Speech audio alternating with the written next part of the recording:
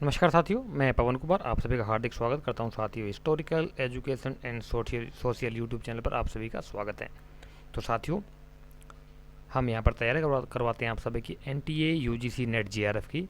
तो ना केवल एनटीए यूजीसी नेट जीआरएफ को क्रैक करने के लिए, बल्कि साथियों आप हमें ज्वाइन कर सकते हैं TGT, PGT, first grade, second grade, DSSB, KVS, NVS इत्यादि स्कूल कैडर के एग्जाम्स के लिए, और असिस्टेंट प्रोफेसर कॉलेज कैडर के एग्जाम के लिए, सीटेट, एचएट इत्यादि सभी प्रकार के कम्पिटेटिव एग्जाम्स को, हिस्ट्री विषय के किसी भी एग्जाम्स को क्रैक करने के लिए, चाहे वो स्टेट लेवल का एग्जाम हो, चाहे वो सेंटर लेवल का एग्जाम हो, आप हमारे YouTube channel historical education and social को ज्वाइन कर सकते हैं। इस यूट्यूब चैनल के साथ के अलावा हमारा एक टेलीग्राम चैनल भी है, जिसका नाम है history UGC net slash fielder forum करके। अगर आप टेलीग्राम पे सर्च करोगे आपको मिल जाएगा, वहाँ से आप ज्वाइन हो सकते हैं। अदरवाइज उसमें ज्वाइन होने के लिए आपको वीडियो के नीचे डिस्क्रिप्शन बॉक्स में लिंक मिल जाएगा, वहाँ से भी ज्वाइन हो सकते हैं। तीसरा क्या है कि साथियों, हमारा एक व्हाट्सएप ग्रुप भी है, जिसका कि नंबर है 9250710079। ये हमारे व्हाट्सएप ग्रुप का नंबर है। इस ग्रुप पे आप अपना नाम और डिटेल लिख करके सेंड कर दीजिए, तो हम आपको ग्रुप में ज्वाइन करा देंगे। तो ये तो हमारे चैनल के बारे में। अब हम चलते हैं अपनी क्लास में। तो सबको पता होगा साथियों, हमारा फर्स्ट रिवीजन चल रहा है। हर टॉपिक वाइज, चैप्टर वाइज हम आपका फर्स्ट रिवीजन करवा रहे हैं एमसीक्यू के माध्यम से। बहुत सारे टॉपिक्स हमारे कवर हो चुके हैं। तो अब हमारा चल रहा है गुप्तोत्तर काल और वर्धन वंश चलेगा। ठीक है, तो वर्धन वंश से समझ आज का हमारा फर्स्ट क्वेश्चन क्या कहता है, ये देखिए। इसमें कुछ कथन दिए हुए हैं, उसमें पूछा गया आपसे कि कौन सा कथन जो असत्य है। बताइए साथियों, कौन सा कथन असत्य है। कुछ कथन दिए हुए हैं, इनको पढ़ लीजिए अच्छे से और फिर इनका आंसर करिए कौन सा कथन असत्य है इसमें।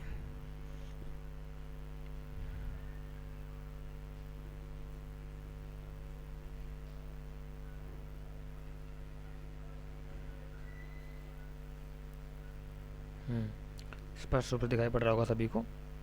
बताइए राइट आंसर क्या होगा।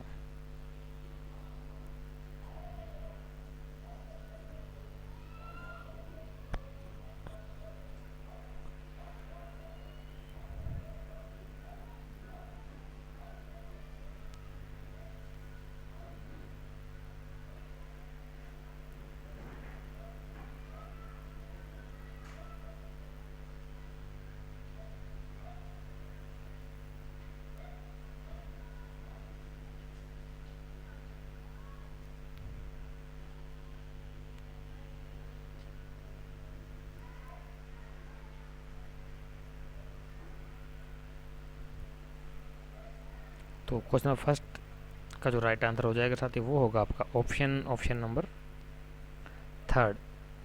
कहता है कि 11 उम्र के शासक नहीं बना था वो। हालांकि देखा जाए तो ये भी पूर्ण रूप से सत्य नहीं। इसका फोर्थ आंसर ये वाला, क्योंकि 647 तो उसकी डेथ हो गई थी। उसका जो शासनकाल था 606 से लगभग 641 तक माना गया है, क्योंकि 634 में आपको सबको पता होगा। हालांकि ये भी तिथि विवादित है, संपूर्ण रूप से सत्य नहीं है कि 634 ईस्वी में ही उसने एहोला अभिलेख के अनुसार पुलकेशिन II ने आपको इसके हर्षवर्धन को नर्मदा नदी तट के किनारे हरा दिया था। तो इस प्रकार से इसका ये राइट आंसर हो जाएगा।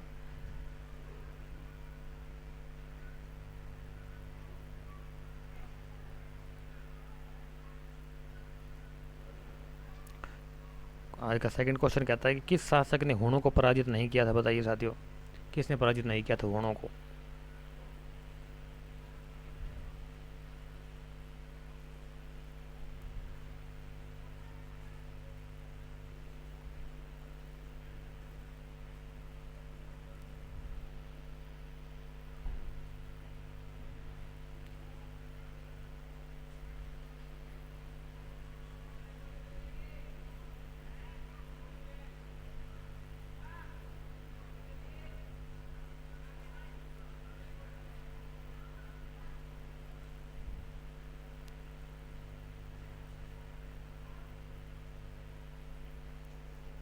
तो क्वेश्चन नंबर 52 का जो राइट आंसर होगा साथी, वो होगा आपका ऑप्शन नंबर 4, यानी कि कुमारगुप्त को नहीं पर हरा पाए थे हूण जो है। ईशान वर्मा ने हूणों को पराजित किया इसे हुण विजेता कहा जाता है। यशोधर्मन, ओलिक्रमन, मंदसौर परिस्थिति में से जयनेन्द्र उत्तरी भारत का चक्रवर्ती सम्राट कहा गया है। कौन से गुप्त शासकों की उपाधि विक्रमादित्य थी? हाँ, ये बहुत इंपॉर्टेंट है। पता है कौन कौन शासक थे इन्होंने विक्रमादित्य को उपाधि धारण की थी?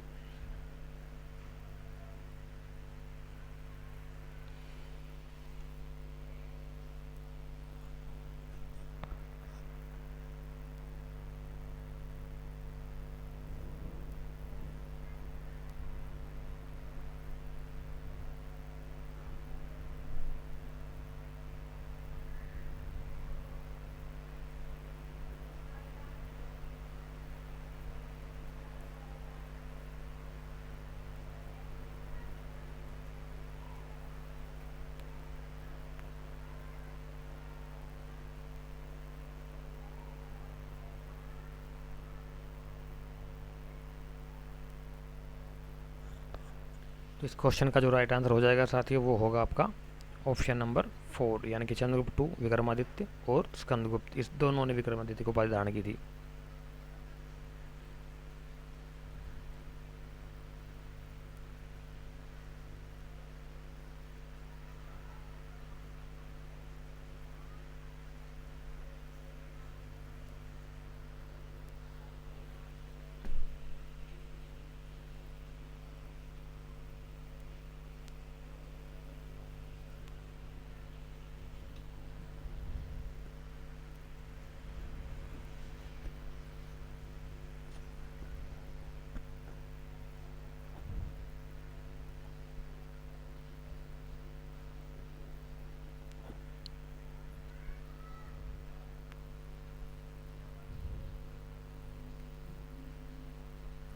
तो इस क्वेश्चन का जो राइट आंसर होगा साथियों, बताइए राइट आंसर क्या होगा? ग्रंथ और उनसे संबंधित लेखक कौन से, वो अपने मैच मेकिंग करना है। तो इसका जो राइट आंसर हो जाएगा वो होगा आपका ऑप्शन नंबर 2। आप मैच कर लीजिए। 2 2 4 3 5 1 2, यानी कि नीति सार का हो जाएगा। कामंदक की रचना है ये, ठीक है, ये आपका राइट आंसर हो जाएगा। 2 बी का 4 हो जाएगा आपका। आर्य मंजूश्री मूलकल्प हो जाएगी आपकी असंग के द्वारा लिखित हुई, ठीक है, ये बुद्ध दार्शनिक थे, विद्वान थे। सी का थर्ड मालती माधव सबको पता होगा, बहुभूति की रचना है। वासवदता ये जो है आपका सुबंधु के द्वारा लिखी गई है। डी का 5 हो जाएगा यूं। और शिशुपाल वध जो है ये आपका माघ के द्वारा, इसका कथानक जो है ना महाभारत से लिया गया, पता होना चाहिए आपको। किरातार्जुनीयम का और शिशुपाल वध का सब प्रसंग सबको पता होगा। महाभारत के प्रसंग आता है कि उसे 100 गालियाँ देता है जब शिशुपाल, तो महाराज वो कृष्ण भगवान को बख्श देते हैं, क्षमा कर देते हैं। लेकिन जब हद कर देता है ज़्यादा, रुकता ही नहीं, गालियाँ देता रहता है, तो कृष्ण भगवान अपने सुदर्शन चक्र से उसकी गर्दन उड़ा देते हैं। एक दूसरा आपका किरातार्जुनीयम, इसकी भी जो है वो कथानक जो है महाभारत से लिएगा, तो ये आपको पता होना चाहिए बीइंग ए हिस्टोरियन। आप अपने आप को कम मत समझिए साथियों, आप भविष्य के हिस्टोरियन हैं। आप यूपीएससी के कम मत समझिए अपने आप को, आप यूपीएससी के लोगों को तैयार करेंगे आने वाले समय में, ठीक है। यूपीएससी वाले तो खुद तैयार होते हैं ना, लेकिन आप बनाने वालों को बनाओगे, ठीक है। ये फिर से आगे आपका मैच मेकिंग का पुस्तकें और लेखकों का मिलान करना आपने।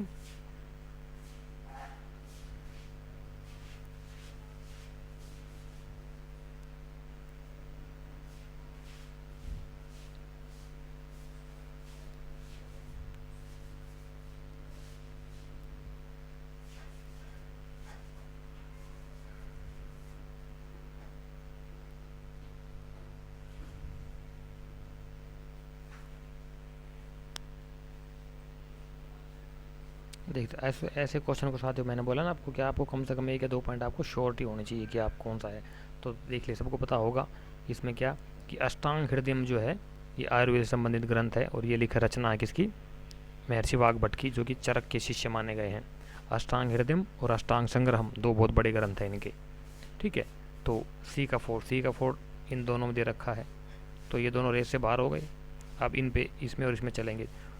हस्तायुर्वेद पालक, ये डी का 3 इसमें भी है, इसमें भी है, दोनों हो गई, ठीक है। अब ए का और बी में देख लेते हैं हम किसका क्या है। अब ये देखिए, पंच सिद्धांति का और नवनीत का। नवनीत का जो अर्थ होता है साथ ही वो होता है मक्खन। ठीक है, तो ये धन्वंतरी की रचना है, ए का 2 हो जाएगा आपका। नवनीत का अर्थ होता है मक्खन, और ये मक्खन से चिकित्सा से संबंधित है, चिकित्सा संबंधी ग्रंथ है धन्वंतरी का, महर्षि धन्वंतरी जो कि आयुर्वेद के देवता माने गए हैं। धनतेरस उन्हीं के नाम पर बनाई जाती है, धन्वंतरी के नाम पर, ना कि गोबर लिपाप होती है, वो अलग चीज़ है। और पंच सिद्धांत का आपका हो जाएगी वरामीर से संबंधित, ज्योतिष और खगोल शास्त्र से संबंधित वरामीर की रचना है। ठीक है, तो इस प्रकार से मैच हो जाएंगे, सिंपल। इसमें है क्या, इसका स्क्रीनशॉट ले लीजिए आप।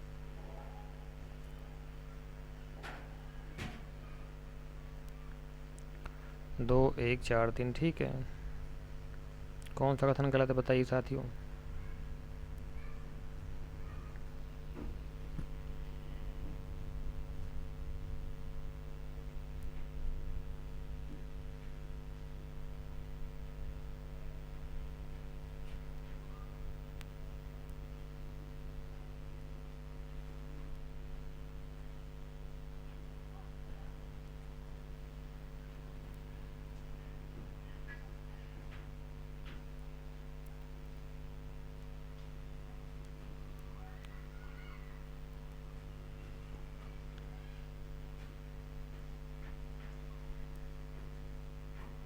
स्टेटमेंट दी हुई है, कौन सा किससे संबंधित है बताइए। इसका क्वेश्चन 56 का जो राइट आंसर हो जाएगा वो होगा आपका ऑप्शन नंबर 4। हमारे कोश में 12 प्रकार की भूमियों को लोक मिलता है, ना कि 15 प्रकार के, तो ये गलत हो जाएगा, ये इसका राइट आंसर है। ठीक है, अमरकोश अमर सिंह के द्वारा लिखा गया एक ग्रंथ है, एक प्रकार की टीका है, वो व्याकरण की टीका ही है, कह सकते हैं कि ये पाणिनि की व्याकरण की, लेकिन वैसा नहीं है। उसमें शब्दकोश है, वो शब्दों की व्याख्या की गई है, डिक्शनरी कह सकते हैं आप एक प्रकार से उसे। ठीक है, जो कि चंद्रगुप्त विक्रमादित्य, चंद्रगुप्त 2 के दरबारी थे, नवरत्नों में से एक थे अमर सिंह, वहीं से कॉपी की थी अकबर ने अपने नवरत्नों का। आपको पता होना चाहिए बीइंग हिस्टोरियन कि अकबर ने नवरत्नों की कॉपी कहाँ से की थी, इसी चंद्रगुप्त विक्रमादित्य की नवरत्नों से कॉपी करके उसने अपने नवरत्न बनाए, जिनमें बीरबल था वगैरह वगैरह जो भी थे। तो ये देखिए नेक्स्ट क्वेश्चन आ गया, फिर मैच मेकिंग का आ गया आपका।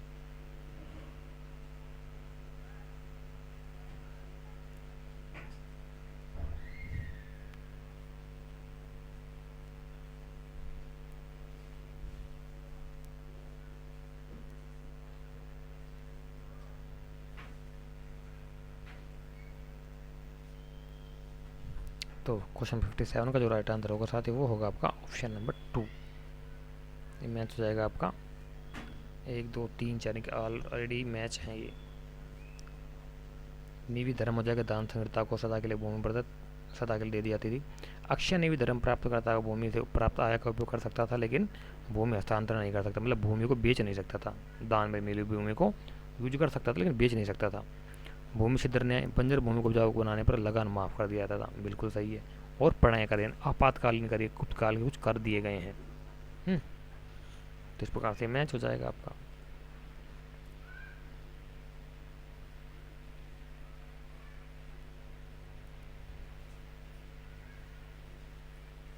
ये डिटेल आ गई। अक्षय निवि धर्म की शुरुआत कुषाण काल में हुई थी। गुप्त काल में भूमि खरीदकर अक्षय निवि पद्धति पर ब्राह्मणों को दान दे दी जाती थी।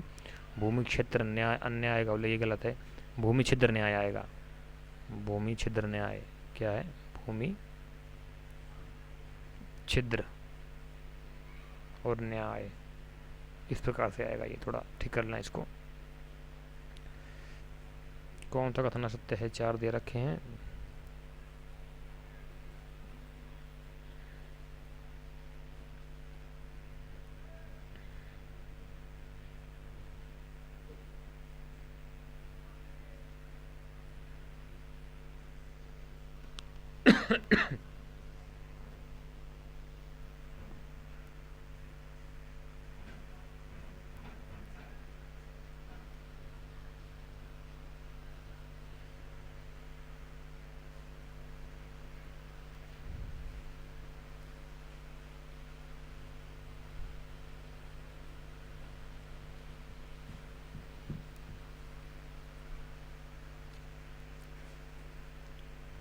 तो इसका 58 का जो राइट आंसर हो जाएगा आपका, ये हो जाएगा 4। चिन्हांशुक चीनी वस्त्र का सर्वप्रथम उल्लेख अभिलेख प्रमाण नागार्जुन कोंडा अभिलेख में मिलता है, ना कि मंदसौर अभिलेख में। और साहित्यिक उल्लेख जो अर्थशास्त्र में मिलता है। चिन्हांशुक चीनी का, चीन से रेशम वस्त्र जो आता था उसकी बात हो रही है, तो इसका राइट आंसर हो जाएगा, ये गलत है, यही इसका राइट आंसर होगा। ठीक है, आगे देखते हैं। गुप्त काल का प्रमुख उद्योग कौन सा था? ये बहुत बार आता है, नेट का आया क्वेश्चन है, बार बार पूछा जाता है आपसे। अच्छे से देख लिया करो इन चीज़ों को, जो बार बार रिपीट होती है, इसलिए मैं वो आपको बार बार कहता हूँ PYQ को अच्छे बढ़ते देखा करो। मिनिमम 3 से 5 बार आपको PYQ 2014-15 से लेकर के 2020-22 21 तक के PYQ अच्छे थे टिप्स पे याद होना चाहिए आपको। तो आपके 10 से 20 क्वेश्चन, 10 मिनिमम 5 से 10 क्वेश्चन होने में जाते हैं घुमा फिरा करके, और आपके 10 से 20 नंबर पक्के हो जाएंगे, ये समझ लीजिए आप, अगर आप करते हैं सही से। तो ऐसे खाली पीली नहीं होगा कहने से। तो सबको पता होगा इस क्वेश्चन का आंसर जो था वो सूती वस्त्र उद्योग था सभी कालों में। ये कुछ मैच मेकिंग का सवाल आ गया है। एक तरफ रचनाएं विद्वानों के नाम और एक संबंधित उनसे संबंधित थ्योरी सिद्धांत दिए गए, तो कौन से विद्वान ने कौन सा सिद्धांत दिया ये बताना आपने, बताइए।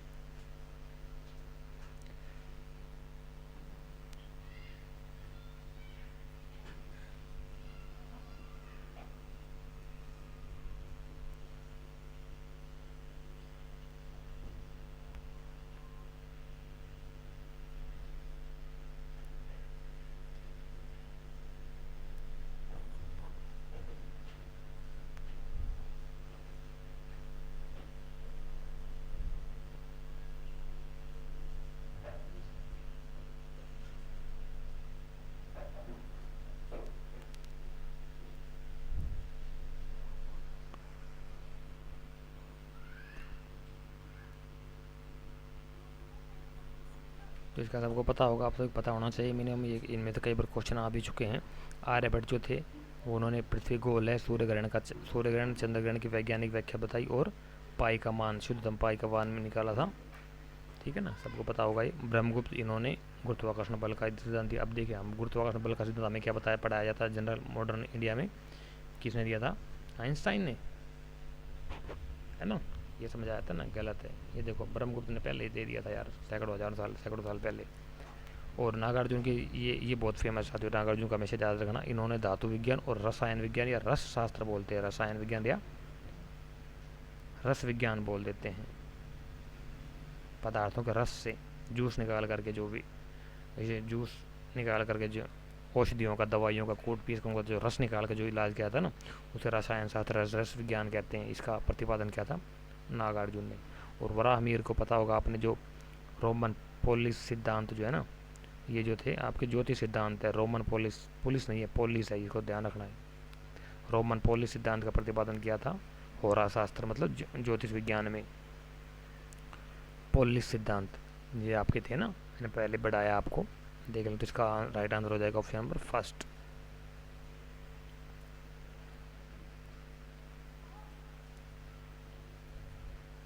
आर्यभट्ट द्वारा लिखित ग्रंथ आर्यभट्टी का एकमात्र ऐसा ग्रंथ जिस पर लेखक का नाम है। अच्छा जी, 10 गीते का ग्रंथसूत्र के लेखक आर्यभट्ट हैं। आर्यभट्ट का कथन है कि मैंने खगोल शास्त्रीय सिद्धांतों के समुद्र के सारे समुद्र गोता लगाया और सत्य ज्ञान से डूबे रत्न को अपने बौद्धिकता के नाव से बाहर निकाला है, उबारा है। ठीक है, हाँ, ये बहुत इंपॉर्टेंट है। का क्वेश्चन था कि हरिश्चरित बाणभट्ट में किस शासक को हूण हरिण केसरी सिंधु राजा जवरो प्रतापशिला गुर्जर प्रजागरो की उपाधि दी गई है, बताइए। पुष्यभूति वंश या वर्धन वंश का कौन सा शासक था जिसे हरिश्चरित के बाणभट्ट में ये सारी उपाधियां दी गई हैं, बताइए साथियों।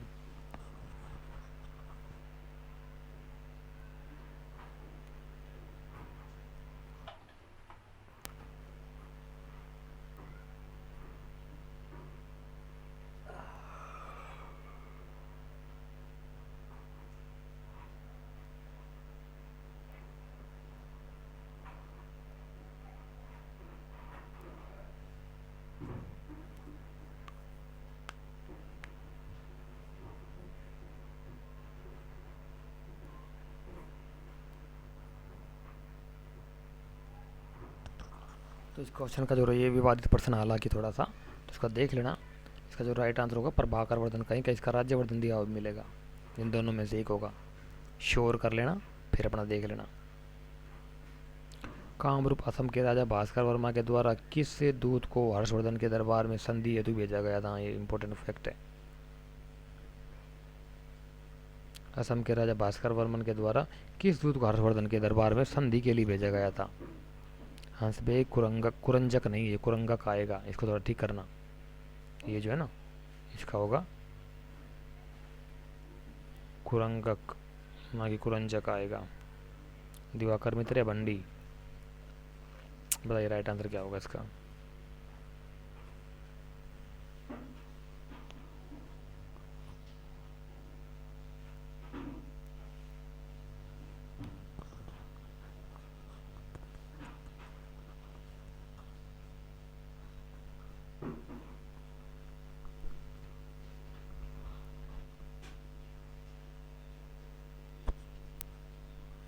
तो 62 का जो राइट आंसर हो जाएगा साथी, वो होगा आपका ऑप्शन नंबर फर्स्ट, यानी कि हंसबेग के द्वारा को भेजा गया था संधि के लिए।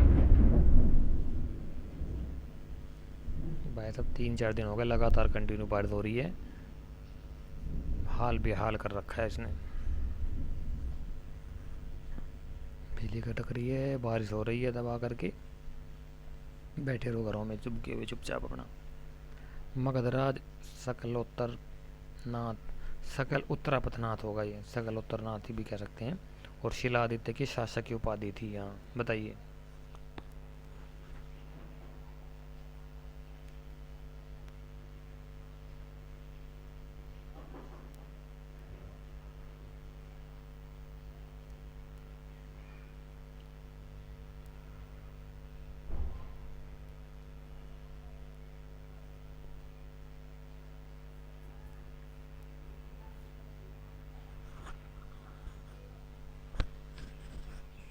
तो क्वेश्चन नंबर 63 का जो राइट आंसर हो जाएगा वो होगा आपका ऑप्शन नंबर थर्ड, यानी कि हर्षवर्धन को वेनसांग ने कहा है क्या?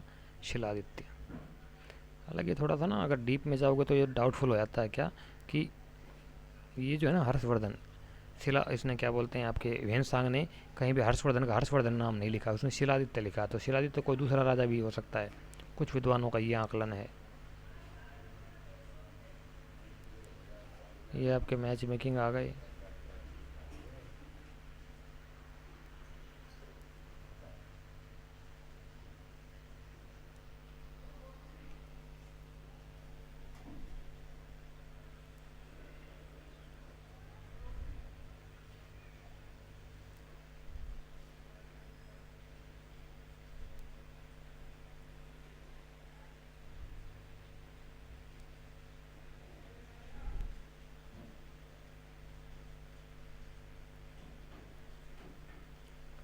बताइए इसका राइट आंसर क्या होगा साथियों?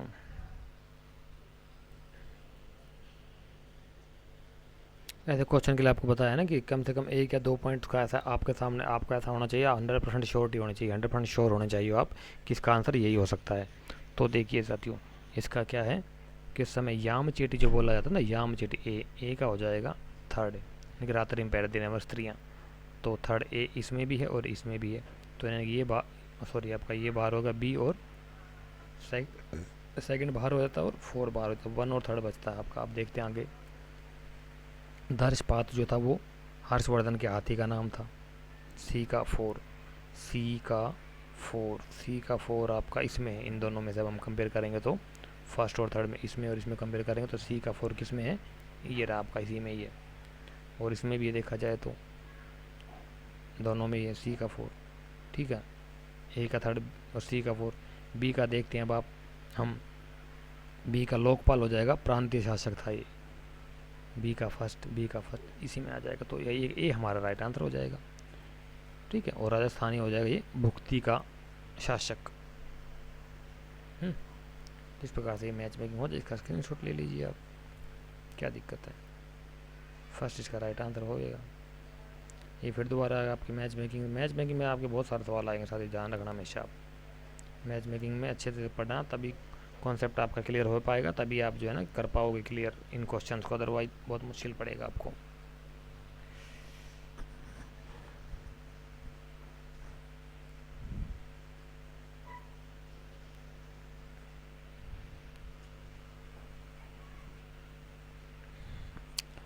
बताइए साथ इसका राइट आंसर क्या होगा क्वेश्चन नंबर 65।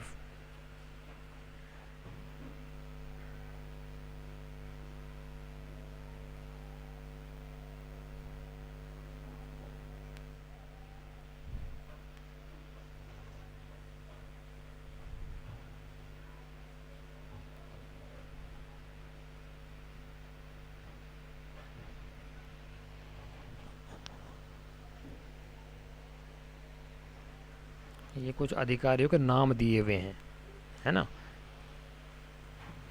अधिकारियों के नाम दिए हुए हैं और इनकी उपाधियाँ क्या थी, किस किस पोस्ट के ऊपर थे। हम्म, जैसे योगी है तो योगी का पोस्ट क्या है, यूपी के सीएम है माननीय योगी आदित्यनाथ, है ना। और पीएम कौन हमारे, माननीय मोदी जी। तो इस प्रकार से गृह मंत्री कौन है हमारे, पता होना चाहिए आपको, माननीय अमित शाह। हम्म, तो इस प्रकार से नाम दिए हुए हैं कुछ अधिकारियों को, कुछ उनकी, और एक तरफ उनकी पोस्ट दी हुई है। तो इसका जो राइट आंसर हो जाएगा वो हो जाएगा आपका ऑप्शन नंबर थर्ड, यानी कि 1 2 3 4 5। ये मतलब ये ऑलरेडी मैच में गए हैं। ठीक है, मैं कर लेना यार मैच, इसका काफ़ी बड़ा हो जाएगा, नहीं तो वीडियो बहुत लंबी हो जाती है। हाँ, ये भी इम्पोर्टेंट है, नेट का आयो क्वेश्चन है कि निम्नलिखित में से कौन मनुस्मृति के टीकाकार नहीं थे। 3 थे और एक जो है वो नहीं था, कौन सा नहीं था। मेघातिथि, गोविंदराज, कुल्लूक भट्ट या विज्ञानेश्वर।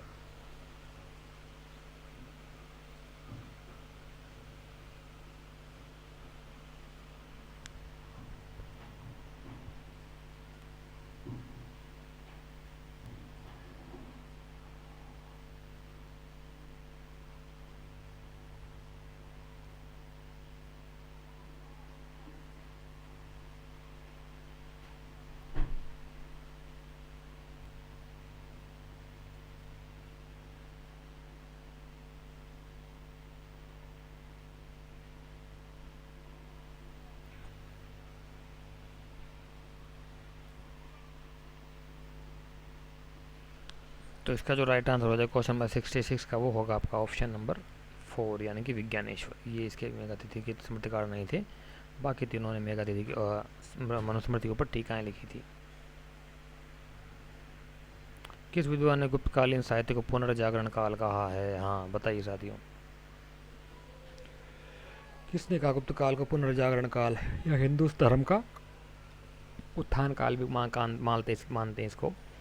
क्लासिकल टाइम पीरियड तो मानते ही हैं, गुप्त काल को स्वर्ण काल माना गया है, लेकिन हिंदू धर्म को उत्थान काल भी माना गया है, और साहित्य गुप्तकालीन साहित्य को पुनर्जागरण का काल कहा गया है, क्योंकि लिटरेचर बहुत ज़्यादा लिखा गया था, है। बहुत सारे विद्वान हुए थे, जैसे कि सबसे बड़े विद्वान थे आपके कालिदास। कालिदास ने बहुत सारे नाटक और ग्रंथों का निर्माण किया, रचनाएं की उन्होंने। ठीक है, तो ये इसमें आ जाएगा आपका।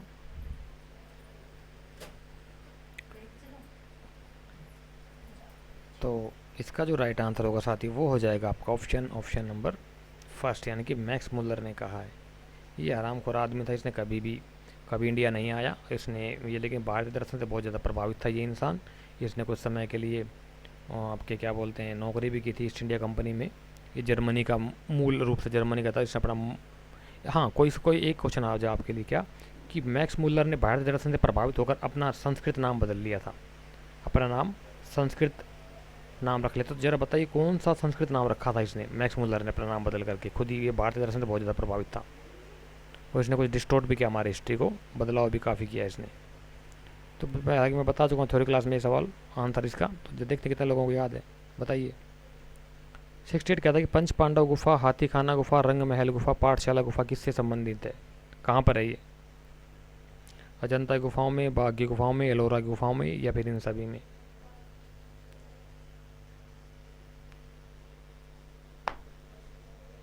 बताइए सर राइट आंसर क्या होगा इसका क्वेश्चन नंबर 68।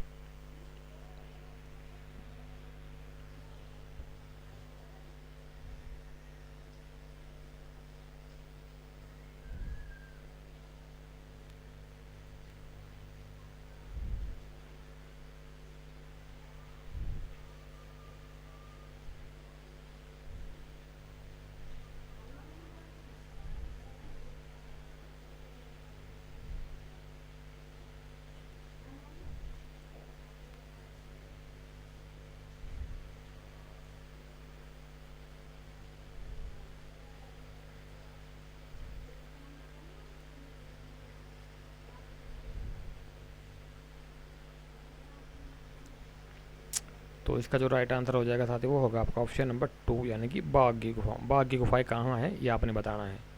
बताइए सर, बाघ की गुफाएं जो है वो कहाँ पर है, कौन से स्टेट में पड़ती हैं। हाँ, ये मंदिर बहुत देखना था। तो भूमरा का शिव मंदिर, तिगवा का विष्णु मंदिर, सिरपुर का लक्ष्मण मंदिर, देवगढ़ का दशावतार अवतार मंदिर, ये किस किस वजह से फेमस है। ईंटों का पहला मंदिर कहाँ बना, या चौकोर आयताकार मंदिर कहाँ बना, पंचायतन मंदिर का पहला पहला मंदिर कौन सा बना, पंचायतन शैली का मंदिर कौन सा है, ये सारी चीज़ें जो है देखना आपने। ठीक है, तो ये बताइए कि प्रथम शिखर युक्त मंदिर कौन सा। इन चारों में से 4 ऑप्शन दिए गए हैं आपके सामने। बताइए राइट आंसर क्या होगा इसका। शिखर युक्त यानी कि चोटी युक्त, मतलब इस प्रकार जो पिरामिड युक्त भी बोल देते हैं इसको कभी कभी। शिखर युक्त नहीं, सॉरी, पिरामिड अलग हो जाएगा।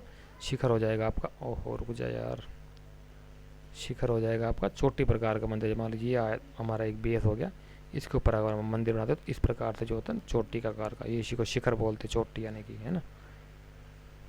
तो इस प्रकार के मंदिर का सबसे प्रथम मंदिर कौन सा है पूछ रहा है। इसका जो राइट आंसर हो जाएगा वो होएगा आपका ऑप्शन नंबर 4, देवगढ़ का दशावतार मंदिर। ये बहुत इंपॉर्टेंट है साथियों, बता रहा हूँ आपको। ये कई बार पूछा जा चुका है, BY को मिल जाएगा आपको। बताइए, अजंता गुफाओं से संबंधित कौन सा कथन असत्य है, कौन सा कथन गलत है।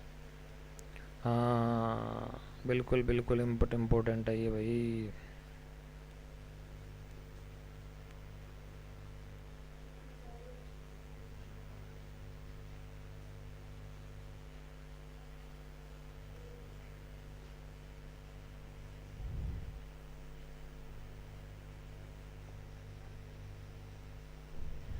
बताइए कौन सा कथन इसमें से गलत है।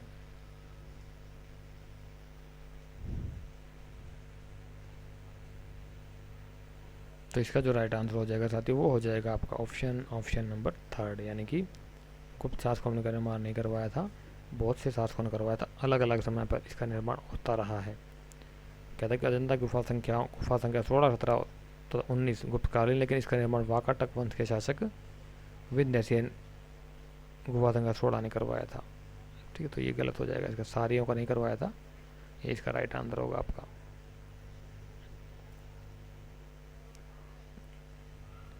आगे देखते हैं।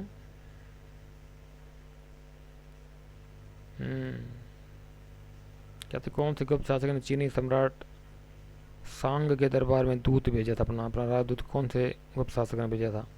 उसमें चीन का सम्राट सांग सांग डायनेस्टी का शासक था।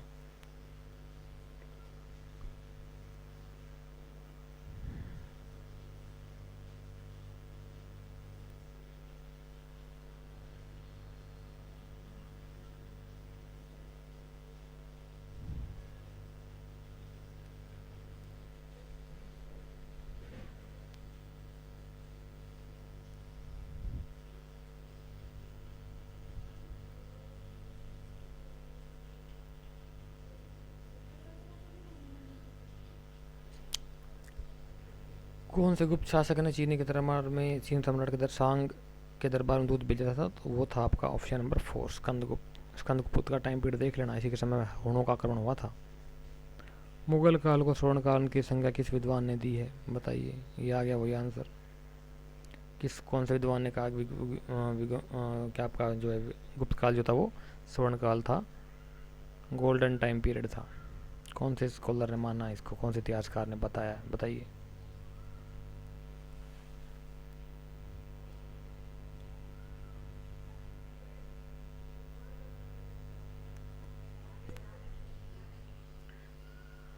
तो इसका क्वेश्चन का जो राइट आंसर हो जाएगा साथ ही वो होगा आपका ऑप्शन नंबर 3 यानी कि KM मुंशी महोदय। इन्होंने कहा किस अभिलेख में समुद्र कुमार गुप्त प्रथम को 4 समुद्रों का विजेता कहा है। बताइए कहाँ पर कहा समुद्रगुप्त को 4 समुद्रों का विजेता।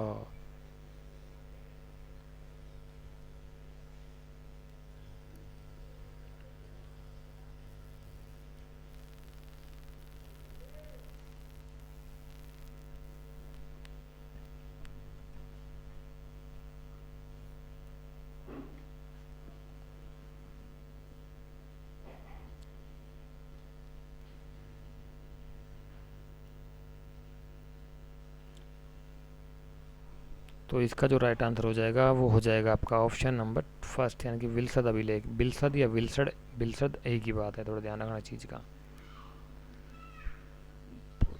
नेट का आया हुआ क्वेश्चन है, बयाना भरतपुर से सिक्के, गुप्त सिक्कों का खजाना मिला, इसमें सर्वाधिक सिक्के किस शासक के हैं? बताइए किस शासक के हैं।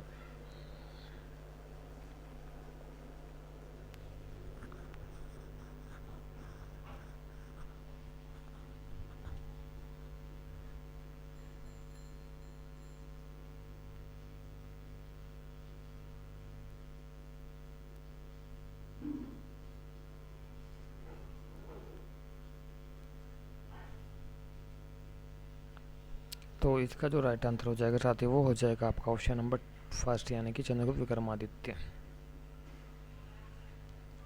और क्वेश्चन नंबर 75 और आज का अंतिम सवाल है हमारा।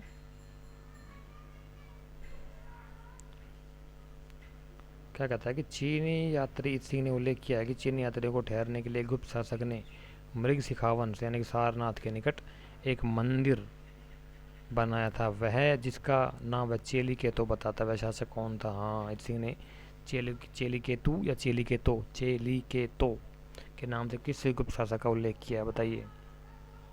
इत सिंह का सबसे पहले आपको टाइम पीरियड पता होना चाहिए साथियों। तो इजी क्वेश्चन है।